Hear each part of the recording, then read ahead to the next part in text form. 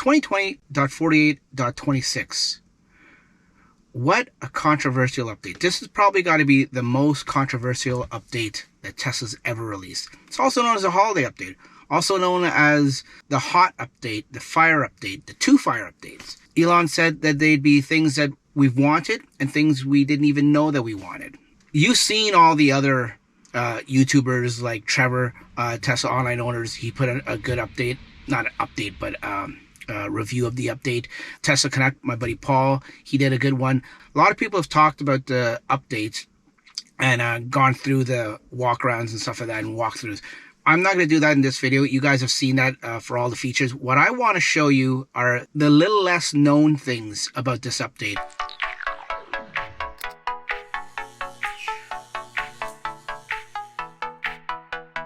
Okay, folks, let's get right into this. Let's get started. Now, we all know that first and foremost, the biggest change, and the change you notice right away, is the actual format, and the layout, how it's actually changed. We have a different visualization of the car status right here. Great. Matches the color of your car. Mine's a midnight metallic silver. Matches it. That's great. We'll get back to that in a second.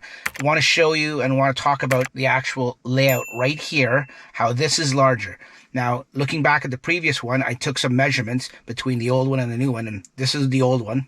So, as you can see, if you take a tape measure to it, it's almost, it's almost exactly 5 inches is where the dividing line where it separates the map area and the car status area. Yeah, so as you can see, about 5 inches. Now, let's take the new one. And overall length of the overall width of the screen is 14 inches.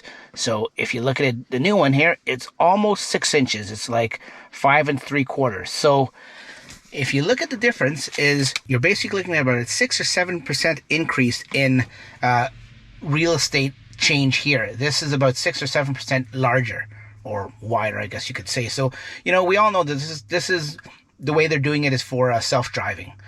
When the full self-driving comes, we're going to need this real estate a lot more, and we're going to less depend on the map area. So that's a good change. I think some people don't like it, and that's not even the tip of the iceberg of the controversy, right? So let's just get that out of the way and say that this is a little nicer the way it's set out, in my opinion. Now, getting to the car itself, the status of the car, we all know, like in other people's updates, you see when you open the door, it's a nice animation there. When you do that in the windows, a nice animation there. It's supposed to be, if the car is white interior, it's supposed to represent white interior there. If I flash the lights, if I go to the lights and I turn the lights on, as you can see, the lights show up there and they turn on. If I go back to auto, they'll just go off because I'm not in drive, I'm still in park. As you can see, even the charge port opens up there. Nice little animation of the charge port opening up and closing.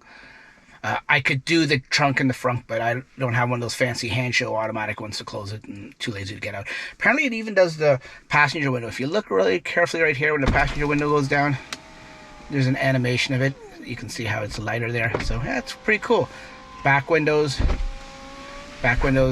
they go down too.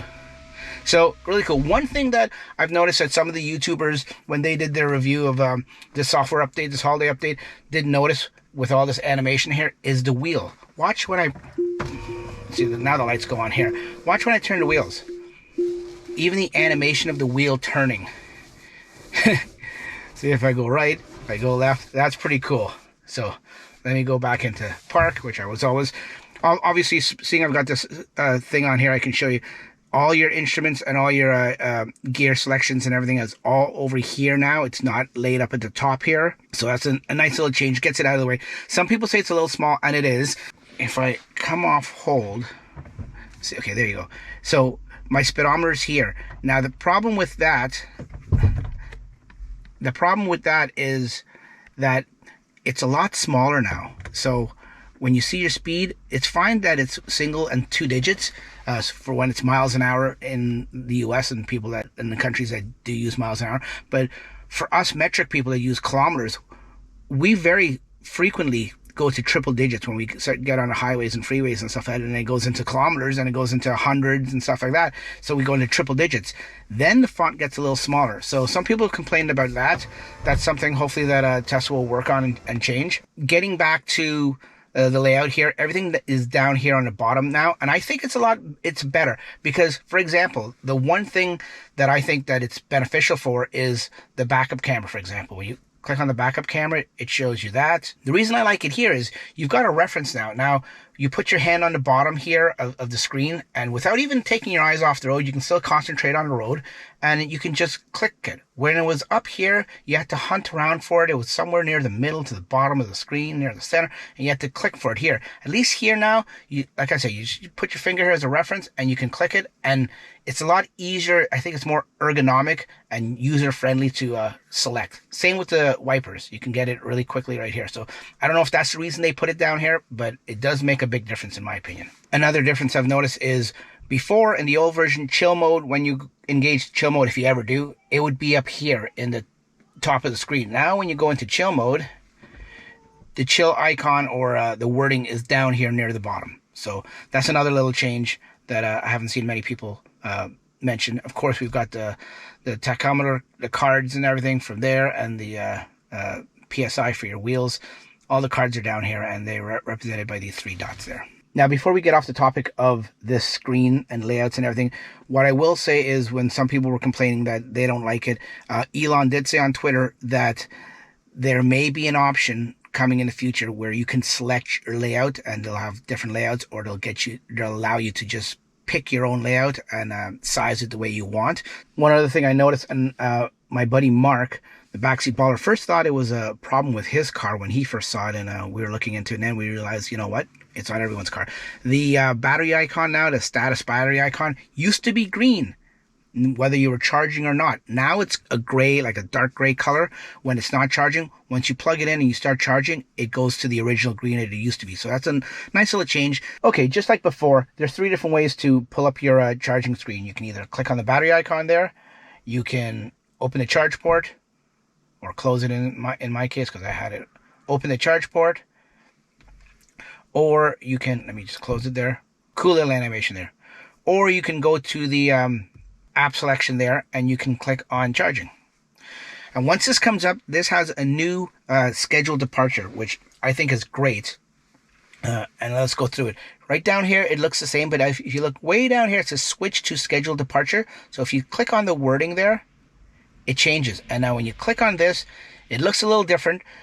You can precondition, you can set it for whatever time, that's normal. But if you see in the top right corner there, it says settings. If you click on settings, now we can do a few different things that we couldn't do before. And if you click on the info card there, it explains it more to you in terms of preconditioning and off-peak charging and stuff like that. If we look at off-peak charging and I toggle it on, now you can go weekdays or weekends. Now here in Ontario, our off-peak rates change during the week. On the weekends, it's a set rate. So it's good that we can only have weekdays, because if you want, you can have the whole entire week. But for my case, it's weekdays from Monday to Friday. After 7 p.m., it goes to off-peak time until 7 a.m. So overnight, 7 p.m. to 7 a.m. So if I wanted to change it to that, I just change it down here. Sorry, change it here.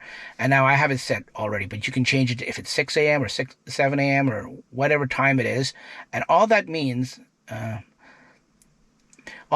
your vehicle will try to charge while utility rates are lowest. I don't know if anyone asked for that. I didn't ask for that. I haven't heard anyone ask for that. So this may be one of the things that Elon was referring to, where he says, we got things that we didn't even know we wanted.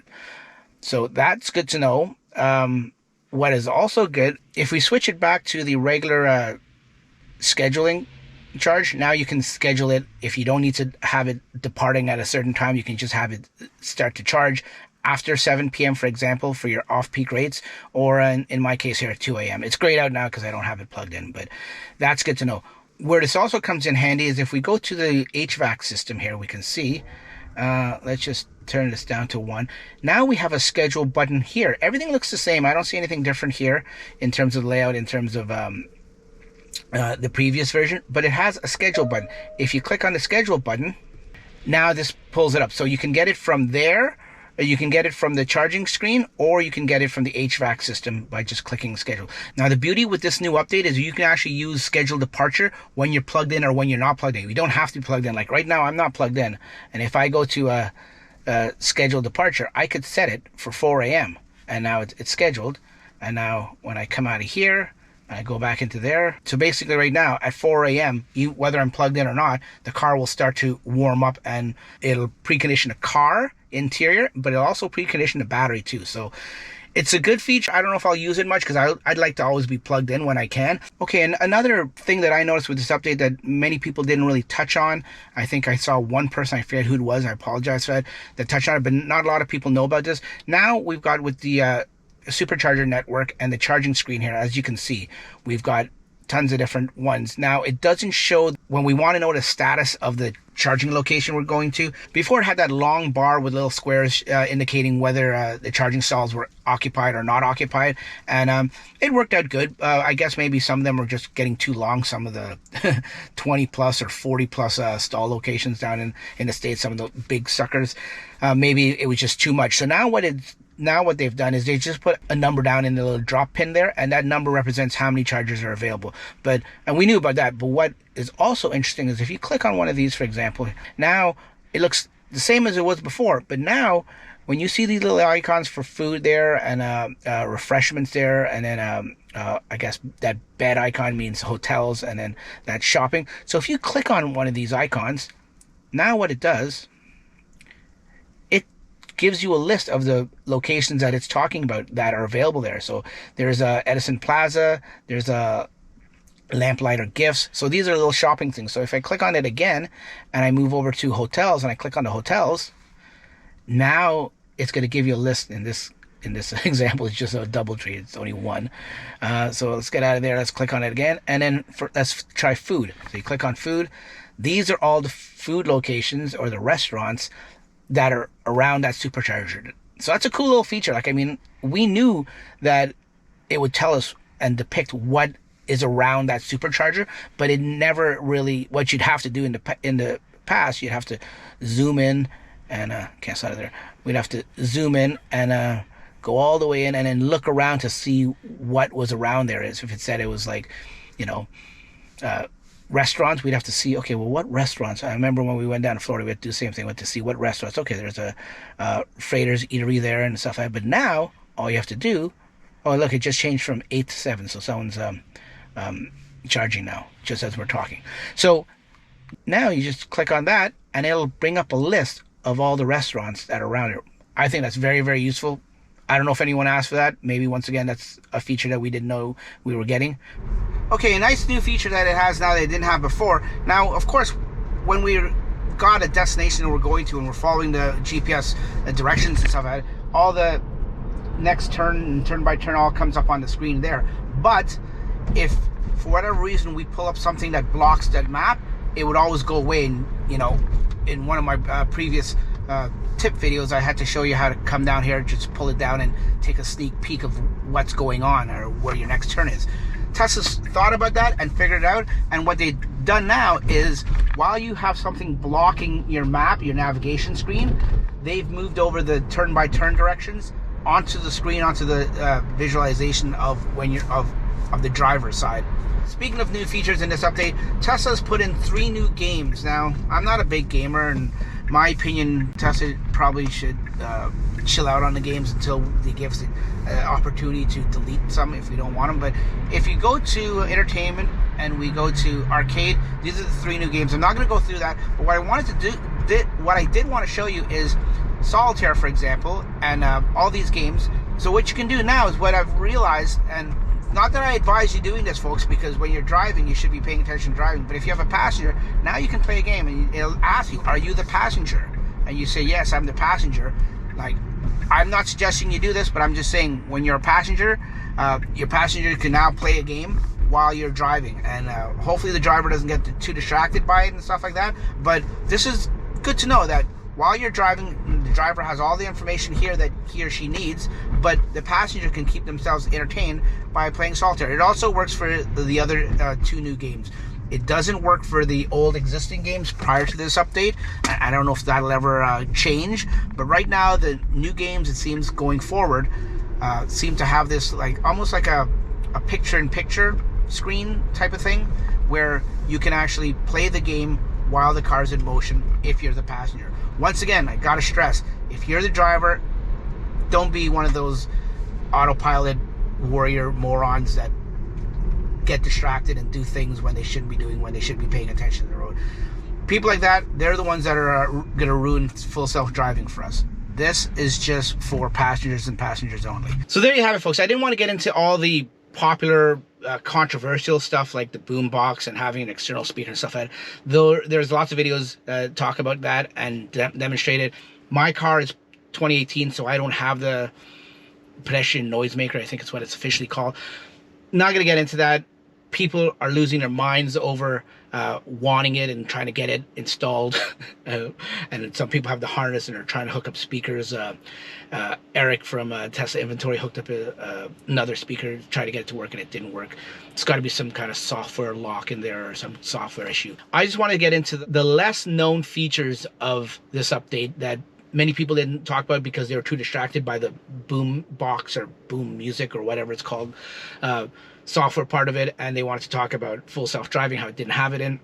At the end of the day, this was a very disappointing update in my opinion, but some people loved it. Now what I did is I was curious to know if I was the only one that thought it was disappointing, and if I'm the only one that thought Elon hyped this up too much, and he did. I think a safe consensus from what I got from a lot of people is Elon hyped this up way more than it should have been.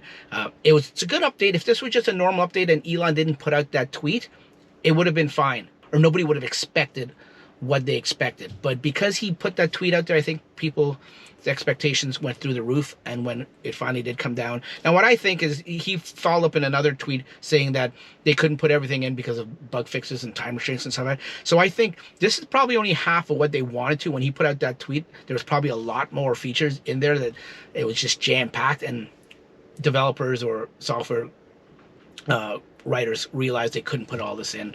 I have a feeling version 11, the official version 11, when it does change, will have a lot more of those features that probably people wanted or thought they were going to get, or even the features that Tesla was actually going to put in this one and they had to leave out for whatever reason. So because of all the outcry and stuff like that, I decided to go online on social media. I went to Twitter and I went to Facebook to see what the differences are, whether people liked it and if they didn't like it. And I'm not a poll guy. I actually hate polls, really. But I put together a little poll on Facebook, and I put together a poll on Twitter. So on both, I asked, so with the holiday update slowly rolling out and having boom music, the use of the external speaker becoming a thing for sound and music, what is your opinion on the new feature? Do you love it and you'll use it daily? Or do you hate it and you think it's a waste of time in programming? Interesting results. After 2 days and after almost 300 people voting, it was a result of 59% in favor and saying they love it, and 41% saying it was stupid. So, and when you look at the Facebook results, similar, maybe more towards leaning towards loving it. Now I did the Facebook results. I did the Facebook poll in my Model 3 group and my Model Y group. So at the end of the day, folks, that is the controversial 2020.48.26 software update. I've never seen a software update with so much controversy and so much love for it or disdain for it, and so many people scrambling to try to get their car working. So anyways, tell me what you think in the comments below. Did you like it? Did you think it was a waste? Were you disappointed? That's all I got for you, folks. Thanks for watching. We'll catch you on the next one. Take care. Bye-bye.